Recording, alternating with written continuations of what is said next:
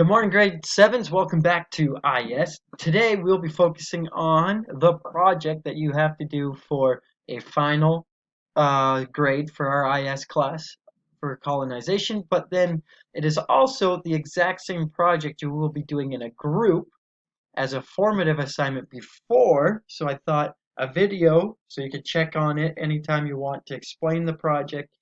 You'll be working on it in a group. You can ask each other questions. You can work through the hard stuff that might not make sense there. And then for the final product, you'll be focusing on an African country and you'll be doing it all on your own. And so this is a video to explain the projects for both your summative and the formative. Okay, I don't want you guys to lose that in the in the video or in the interpretation that you might get from our home-based learning description at home. For the sake of you knowing which countries you can choose from, there's more than this, I think, but these are the countries.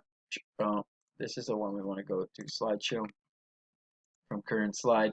These are the countries of Africa you can choose from. There's one, two, three, four. There's a whole bunch. There should be even more. Okay, this is just a quick list of the ones that you can begin researching about the colonization, proving it through the 7 essential elements. However, you should note that some of these names have changed.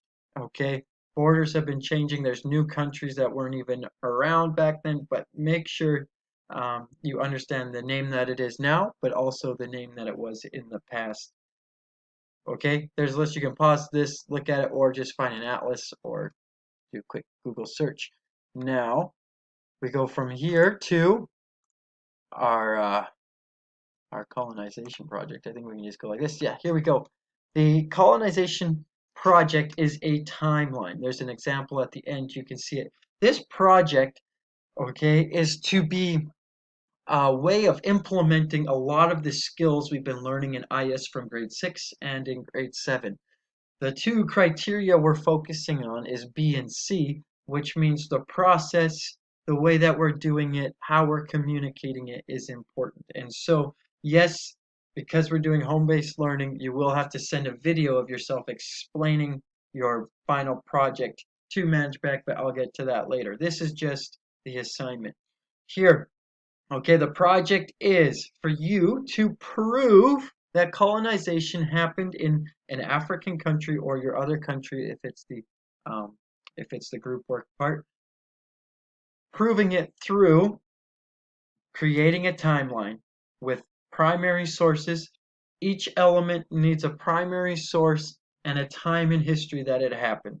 So grabbing the land, killing culture, what are those things? Growing for Europe, um, the 7 things. You take them, you find where it happened in the history. Maybe it's through researching the colonizing country. Maybe it's through the one that was colonized. Find a primary source, write about it. It's an item in your timeline. There's a research document before or below this that you will complete before. It all goes in there. So there will be 7 things that all have to do with your essential elements, things that prove colonization in your country. Then, along with that, you'll have to find 3 other major events. It could be the day they declared independence. It could be a battle fought in World War II. It could be an explorer. It could be the day a king was born or something like that. You find the major events, and as you make this timeline for this country, you will implement, okay, you'll just put it on there. We'll see how it happened. How did colonization come? When did they first grab the land? How did everything else unfold in it? Major events. We'll know a lot more about your country, colonization, and if everyone in our class is doing it, we should have half the countries of Africa covered by this class. We are going to know so much about colonization in Africa. The other thing is this the the last part of it all is you need to find an image, a picture, an artifact. Maybe it's the chains that were used for the slave trade, right? That they would lock the slaves into. Maybe it was a musket. Maybe it was a plow. Maybe it was a jailhouse or something that was from that period that you think provides a good representation or illustration of what colonization was like, and you'll have to write a paragraph about that and include that in your poster because we won't be able to actually see them because it's home-based learning. So the requirements for you is, yes, you're going to have to complete, oh, you have to have fun. See that? You'll have to choose a country. From that country, okay, maybe it is Liberia, maybe it is the Congo, maybe it's Mozambique. I don't know. You choose the country. Then you complete the research form. The research form is a way for me to make sure that you are doing your due diligence and asking some of the right questions. Answer those.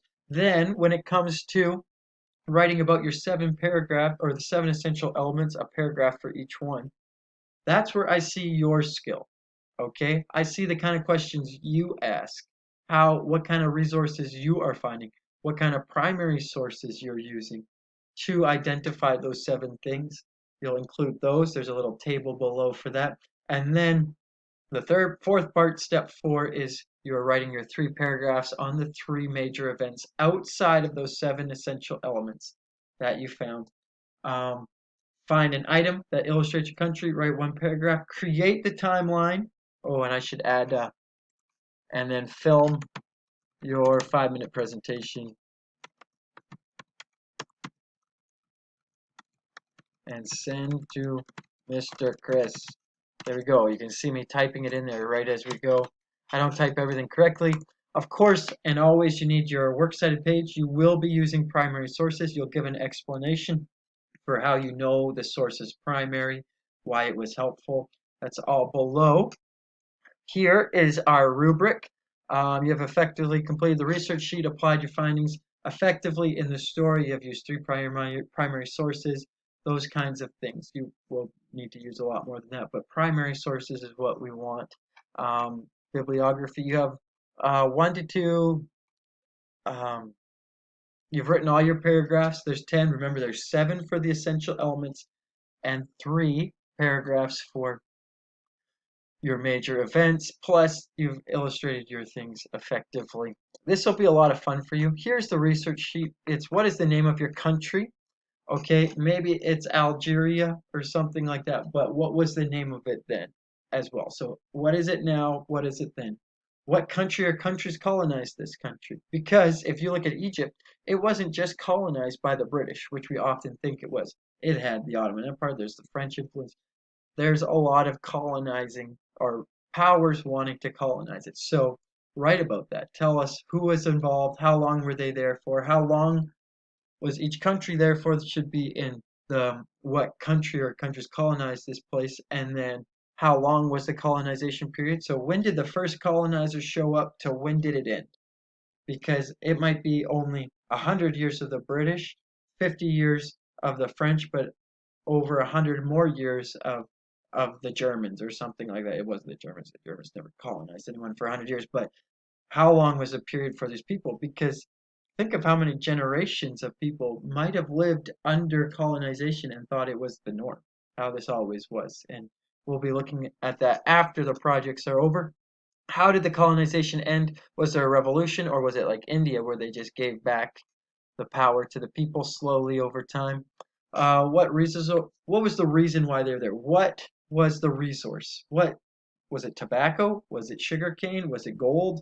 Why did these people come and why did they stay? What made it worth their while to stay? Some places are just piles of rocks in the middle of the ocean that the French still like today. Um, was the country under direct control or indirect control? How? What was the form? What was the hatching hierarchies like? How did they um, establish their rule and continue to hold it? Um, well, how were the natives treated? We read a whole bunch of articles about the natives in Australia, New Zealand, North America. What is the story of the African people in your country? And then at the bottom, be sure to list your 7 resources or your primary sources that you use to answer these questions. With each primary source, if it's the military document, if it is an artifact or a city or a hospital that was built or a museum that used to be the governor's house or something like that, that primary source, tell me why it's a primary source. Short 1 or 2 sentence, it's a artifact, it's the memoirs of this captain who settled this land, things like that.